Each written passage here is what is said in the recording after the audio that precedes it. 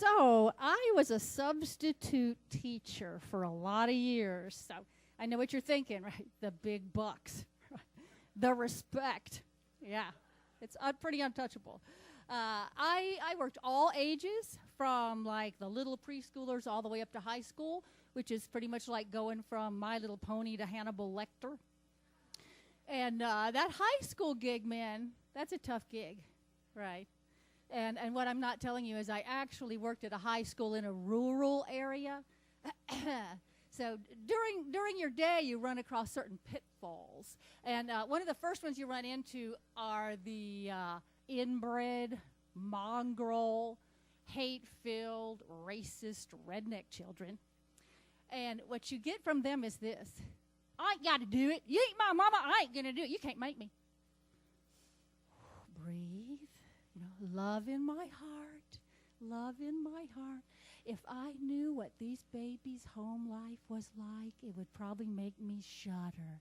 Right? So you just keep going. You keep going. Okay, your next bump in the road are the just asshole bully jocks. Okay? You know, the jocks, right?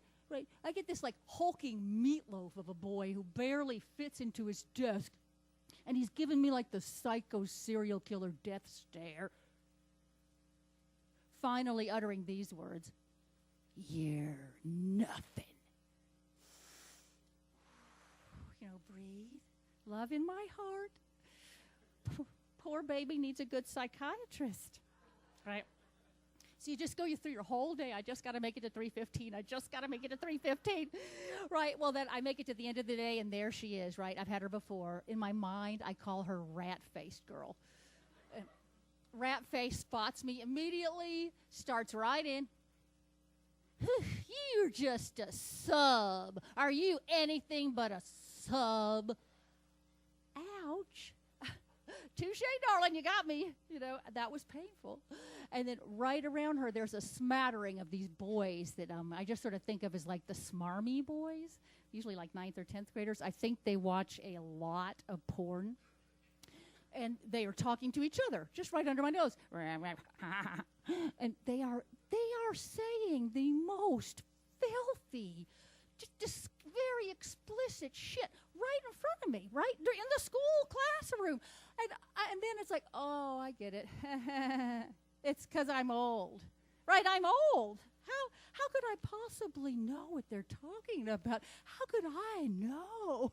What am I but some dried up old twat of a woman who probably gets my thrill feeding my parakeet at midnight, right? So what I want to do, I mean, show's over, man. The eye is wanting to go. All I want to do, what I really want to do at that moment is to go over to one of those little fuckers and get him around the neck and just do the Darth Vader lift and just say, look, you little shit. I have been having toe-curling, back-arching, head-exploding, fabulous sex since before you were crapping yourself in a diaper.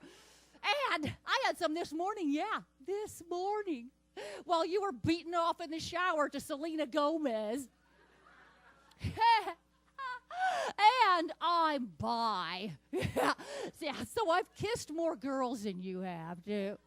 Pretty girls, hot girls. So shut the fuck up! Right, but you can't do that, right? So you can't say that. So instead, you say, okay, let's get our science books out and turn to chapter 14, and a little bit of your soul dies. So I don't do that anymore. I've dumped the subbing game. I'm now in the exciting world of stand-up comedy, which I know what you're thinking, right? The big bucks, the respect, to die for. All right, well, thank you for listening. I'm Stephanie Astalos-Jones.